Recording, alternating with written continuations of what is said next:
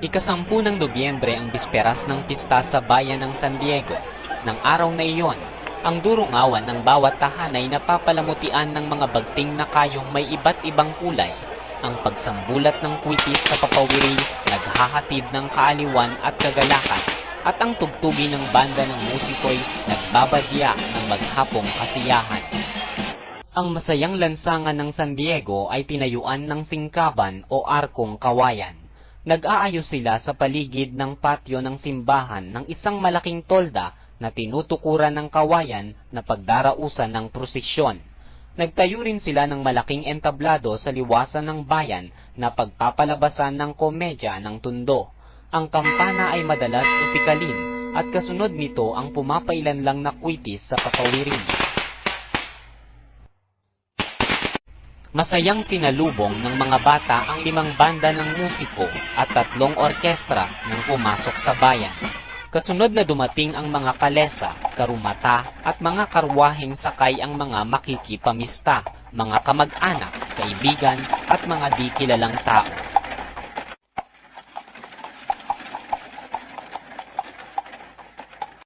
Dumating din ang mga kilalang tahur. Nangunguna rito si Kapitan Tiago na siyang magbabangka, si Kapitan Joaquin na may dalang 18,000 piso at ang Chino na si Carlos na may puhunang 10,000 kanyang ilalagay sa liampo. Ang Alperes ay may 50 piso na gugugulin gabi-gabi. Si Padre Damaso ang napiling magsermon sa umaga at ang bangkero naman sa gabi.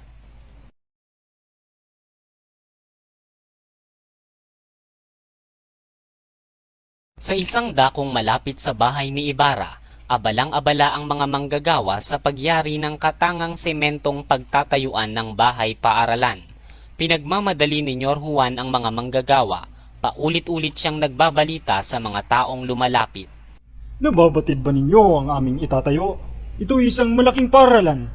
Para sa mga batang lalaki ang isang panig at ang ikalawa ay para sa mga babae.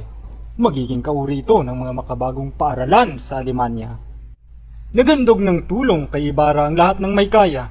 Hiniling ng kurang siya ang gawing padrino at siya rin ang magbabasbas sa paglalagay ng unang bato sa huling araw ng pista. Tila napapawi ng lubusan sa isipan ni Ibarra ang mga nakatatakot na mga palagay ni Mang Tasyo at ang mga ito'y kanyang nasabi sa matanda, ngunit tinugon siya nito ng hango sa aral ni Balagtas. Kung ang isalubong sa iyong pagdating ay masayang mukha't may pakitang giliw, lalong pag-ingat at kaaway na lihim.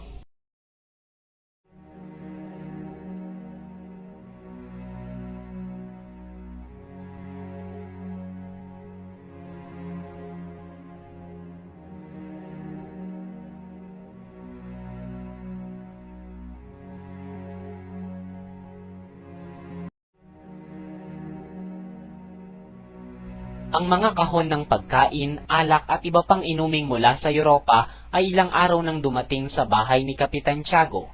Kasama nitong dumating ang mga malalaking salamin, mga kwadro at isang piano para kay Maria Clara. May pasalubong din siyang relikaryong gintong may mga brilyante at esmeralda sa loob ng hiyas. Kalugod-lugod ang pagkikita ni Ibarra at Kapitan Tiago. Dumating ang mga kaibigan ni Maria Clara. Inanyayahan siyang mamasyal at kaagad pinayagan naman ng ama. Inanyayahan ni Kapitan Tiago si Ibarra na doon na maghapunan at tuloy magkaunawaan sila ni Padre Damaso, ngunit nagdahilan si Ibarra na may panauhin siyang darating. Naparaan sila sa panulukan ng liwasang bayan at nakita nila ang isang bulag na lalaking umaawit sa saliw ng kanyang gitara. Pagkaawit ay inilalapag at nilalayuan nito ang kanyang bakol. Nagtanong si Maria Clara kung sino ang taong yaon. Sinabi ni Iday na ang taong iyon ay isang ketonging iniiwasan ng mga tao upang huwag mahawa. Naawa si Maria Clara. Mabilis na lumapit at inihulog sa bakol ng ketongin ang agnos na kahahandog lamang sa kanya ng kanyang ama. Bakit may binigay yon? Wala akong maibigay na iba. Hindi niya magagamit iyon. Hindi tatanggapin ng kahit sino sapagkat siya'y pinangingidagan. Lumapit ang ketongin sa bakol, kinuha ang agnos at hinagkan ito. Pagkatapos ay hinagkan naman ang mga bakas ng yapak ni Maria Clara. Nang mga oras na iyon ay lumapit si Sisa at tinanganan sa bisig ang Ketongin. Tayo'y manalangin. Araw ng mga patay ngayon. Nakikita mo ba yung mga ilaw sa kampanaryo? Naroon sina Basilio at Crispin. Ngunit di ko dinadalaw. Si Crispin? Dahil siya may sakit ang kura. Mawawala ang maraming onsang ginto. Nitiwan ni Sisa ang Ketongin at umalis na umaawit. Ano na bang nagawa mo ukol sa babaeng iyon? Wala pa, ngunit nangako ang kurang ako'y tutulungan. Ngunit pinag-iingat ako dahil sa tila may kinalaman ng Gwardiya Sibil sa bagay na ito. Makaraan ang ilang sandali, nakita nilang ang baliw ay kinaladkad ng Gwardiya Sibil. Mabilis na dinampot ng Ketongin ang kanyang bakol at umalis.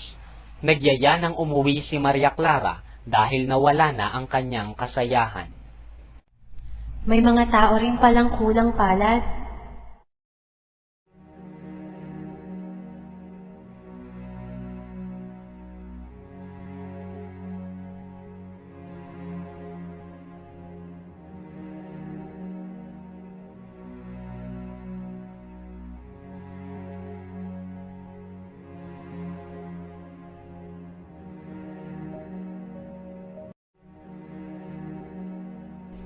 Isang malaganap na pahayagan sa Maynila ang naglathala tungkol sa pista ng San Diego. Ganito ang pinakahalaw na balita sa pahayagan. Walang makatutulad sa karingalan ng pista ng San Diego na pinamamahalaan ng mga paring Fransiskano. Nakaragdag pa ang pagdalo ni na Padre Hernando de la Sibila ng mga mayayamang Kastilang naninirahan sa lalawigan at ang mga kilala at litaw na mga kaginoohan sa Maynila. Itinayo sa liwasan ng bayan ang isang malaking entablado at nagpalabas ng dulang ginampanan ng mga Kastilang artista.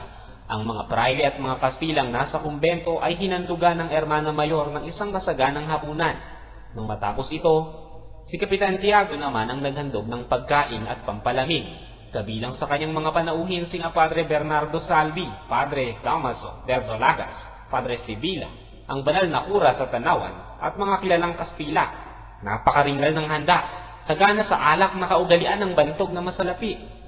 Nagkapalad din kaming humanga sa napakaganda at mayamang anak na may angking talino sa sining ng musika at mahusay sa pagtugtog ng piano.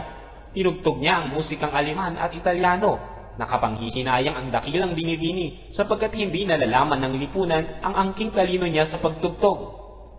Nagsipanood din ang mga Kastila at ilustrado ng dula at hinangaan nila ang mga bantog na artistang sina Ratia, Carvajal at Fernandez, ngunit ang mga marunong lamang ng Kastila ang nakaunawa.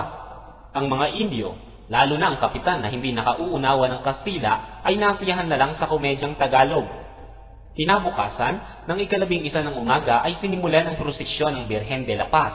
Iniligid sa simbahan ang prosesyon, kasama rito ang karong pilak ni na Santo Domingo, San Diego at Birhen de la Paz. Sinimulan ang misa kantada nang matapos ang prosesyon sa saliw ng orkestra at awit ng mga artista. Ang nagsermon ay si Padre Manuel Martin, isang Agustinong mahusay manalita.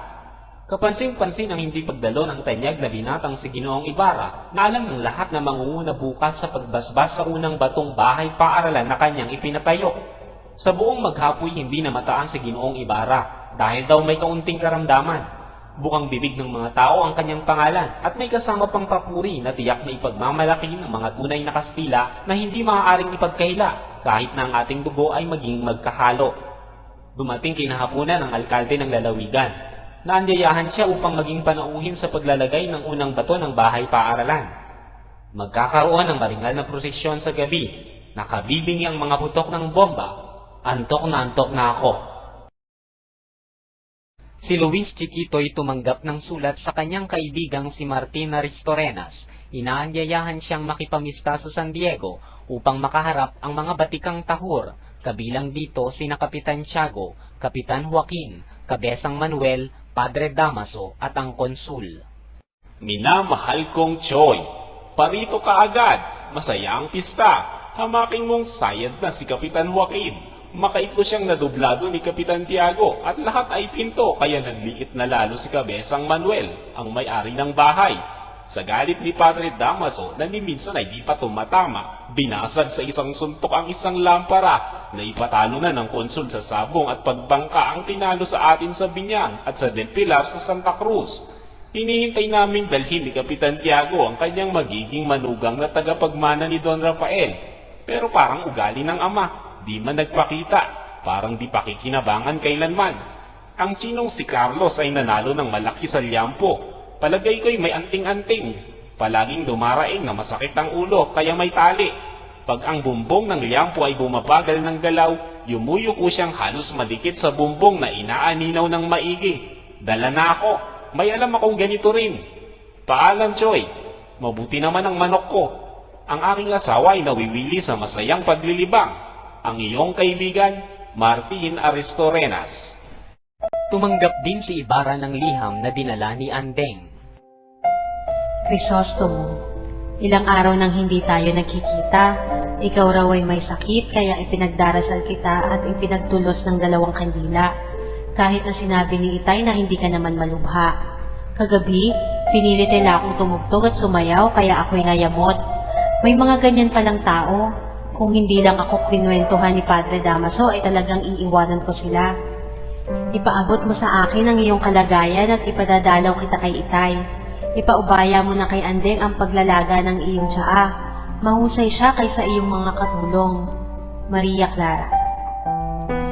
Habol. Pag hindi ka pumarito bukas, hindi ako dadalo sa seremonya. Paalam.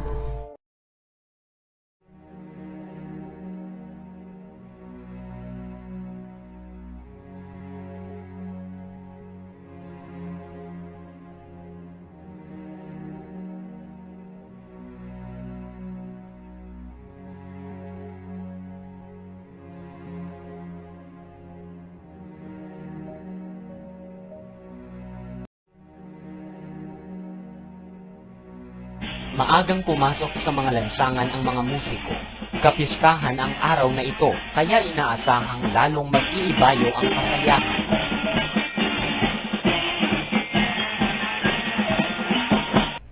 Inilabas ng mga mamamayan ang pinakasapin ng kanilang baul at ginamit ang kanilang mga alahas.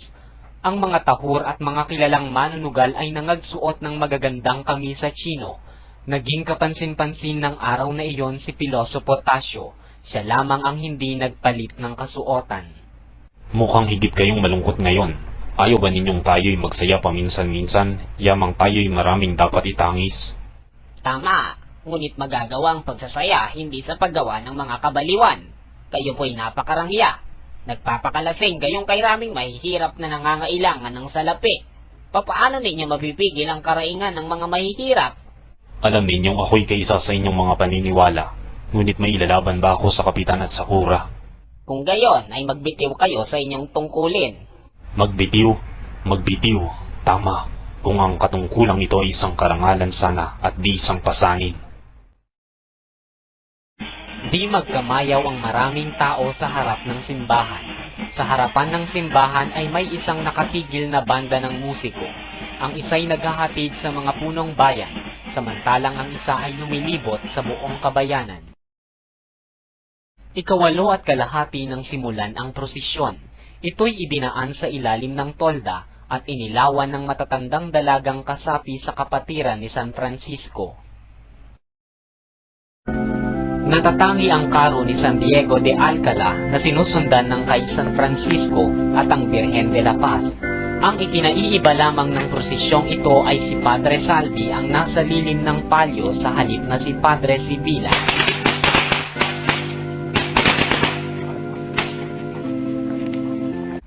Tumigil ang karong sinusundan ng palyo nang matapat sa bahay ni Kapitan Tiago. Nakadungaw sa bintana ang alkalde, si Kapitan Tiago, si Maria Clara, si Ibarra at ilan pang Kastila. Walang anumang tiningnan sila ni Padre Salvi.